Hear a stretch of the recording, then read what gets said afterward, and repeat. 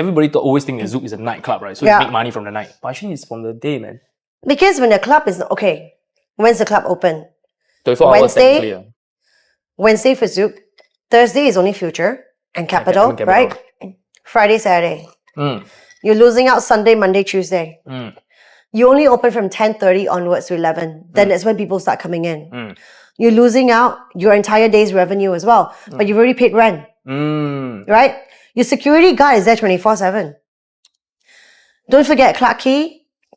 The aircon is on the entire day as well because it's centralized aircon.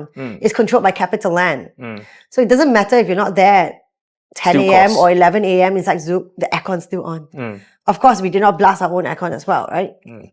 So a lot of all these are already like sunken costs. If you don't use the space in the daytime, it's a dead space. Yes. You're not making any money from it. So I think they were saying like how, Zouk doesn't really do well in the private events part. How can we improve it? I was happily sitting at my desk. Joe Ryan came back from Genting that time. Yeah, which we're going to talk to next week. And then he started telling Andrew, Caryn knows like everyone in Singapore. You should get her to run your events, blah, blah, blah, blah, blah. Came out, got me into the room and told me like, I'm going to run events. I was so pissed.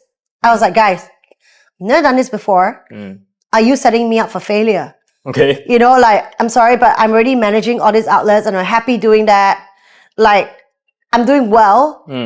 I don't want you to make me fail. What am I even getting out of this? And then I was like, no, I'm not going to do it. And then they gave me a target of $200,000 a month I have to bring in. Like, guys, I've never done this before. Where am I going to get $200,000 for you? And you're like, you know what? You could build a team. You can hire people. I'm like, no, but still, I don't know how to do this shit. Wait, from now to 1 month later, 200,000. 200,000. And you don't have team, no experience, nothing. 200,000 was my target per month. That is insane. And then I found out the year before your target was, I think, like 200,000 the whole year. I'm like, bro, are you serious? So I was really pissed. Wow, they got a lot of faith in you, sir. So then Andrew was like, you know what? No, not setting you up for failure. Why don't you try? Try it. You don't like it? Go back to just doing F&B. And I'm going to try, okay? You're not going to fire me if I fail this, right? Yeah. So okay, fine, I try. Yeah. But then I think it was too much of my pride to not fail, even if I tried. I took my phone out. I texted everyone I know, like, guys, do you have any corporate events you want to do? I'll help you plan your party. So I texted everyone. And then I started getting interviews in. And then I think one of my friends, Yanchi, suggested her friend Brenda. I'm like, great. Asked her to come over. I think she was actually the first person I interviewed. I liked her immediately. I hired her, but it was really funny. She walked in to the Zouk office, daytime, 10 a.m., in jeans and a backless top. Even the HR was like, who is this person you're interviewing? And then I saw her resume. She was a ex-Singapore Airlines stewardess. So I was like, okay, interesting, right? Fine. I think I don't know the job either. So it's okay to get someone who doesn't know the job. We'll just do it together, right? It's great logic, man. Brenda came in. We hit it off straight away. We ended up being really, really good friends. She's still one of my best friends today. And we're like, you know what? Let's just do it, right? So she joined us immediately. Nobody understands why I hired her. Everyone's like, are you serious? I was like, yeah. And guess what? The first month, she proved everyone wrong. She got the first big event in. I remember it was by Prudential, $156,000 for one event. Damn. So now you already settle 150K. You left 50K to hit the monthly already. And it was the first month. Damn. What the heck? And since that month we hit target as well. We have never not hit target. My first year, I think in events, we did about 1 million. Yeah. But we did not start. It wasn't a full year, right? Second year, expanded the team. We got Cheah. Nicole. We made 2.4 mil for the whole financial year. Damn. And then the third year, I got Winnie as well and made 3.2. I don't know how we did it. But I think we're all very money-faced. Like we're actually very, very happy every time we sign a client. And we're like, oh, let's go Fantos and celebrate, So every day we're at Fantos celebrating. I think because when everyone is happy working together and you've got a very good and strong team, like you work in synergy. Back then, we don't have like apps or even things like something called triple seats these days, where all the events lead comes in and you just reply and you already know like if you replied or you replied, or has no one actually seen this yet, right? Yep. Back then, it came to all our emails, literally because we're sitting next to each other, right? Have you seen this email? Have you replied to it? Oh, no? Okay, no, nobody's opened it, right? Because you don't know. And you're like, then Brenda will be like, okay, I got this one. And then they could like, oh, this just came in, I'll get this one, right? So then it's very manual, but we never left any emails unattended to for more than 30 minutes. Whoa. So I think that was why we were so successful, because when someone inquires about an event, sometimes it's quite urgent. And that person also feels the pressure, oh shit, they didn't reply to me. Maybe I should look somewhere else. Maybe I should inquire at several different places, right? So within half an hour, we make sure we've responded. Even if you don't have the answers for that person, at least say, hello, I've already received your inquiry. Give me some time, I'll tend to it. Would you like to come down for a site recce or something like that, right? Yeah. Because as long as people realize that they're hurt and they know that you've seen their request, they're okay, they'll calm down, you know? Yeah. And maybe they're like, oh, actually, Zouk saw my request. Maybe I don't need to look for another place. Yeah. Right? Yeah. Also, if you replied first, before they could find another place or the other place has not responded, you'd be like, hey, do you want to come by for a site visit? We close about 90% of all site visits we do. Whoa. Because the moment they come on site visit, we will have sold the place. Because think about it, it's all about how you position your venue, right? Right. When you think about D&Ds and stuff like that, yeah, it's always like hotel ballrooms, things like that. But like Zouk is very unique. Imagine if you push away all the night furniture and we had space, remember? We had space to push them all away and hide them. And put in like really nice long tables, white tablecloths and stuff. Yeah. You've got a nightclub where you've got a big LED screen, can screen whatever presentations you want. Yeah. You've got a crazy lighting and really good sound system. You could have entertainment. You could build a stage. We have space for a stage.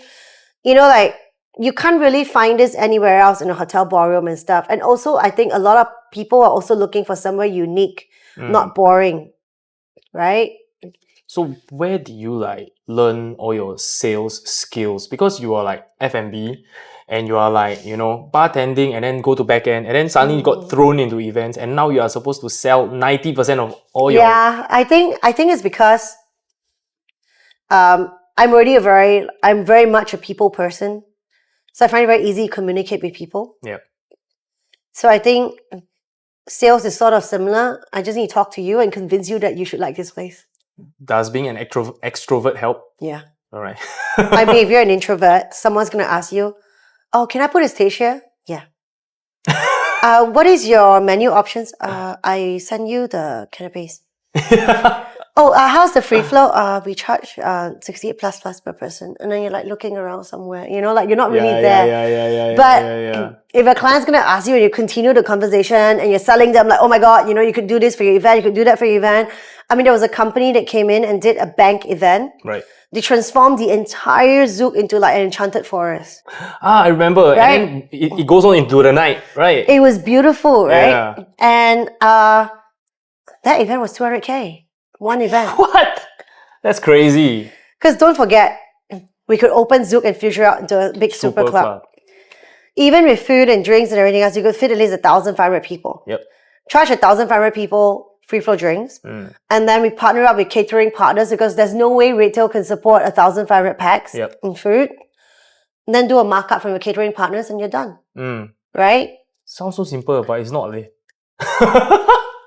Wow. And then I charge them for staging. Yeah. I charge them for like rental of venue to set up before the event even starts. Oh. So it's not a minimum spend. Wow. So say your event starts at 7 and we got this big setup that's going to happen. You're probably going to start setting up at 10, right? Right. Charge you $1,000 per hour for setup. Right.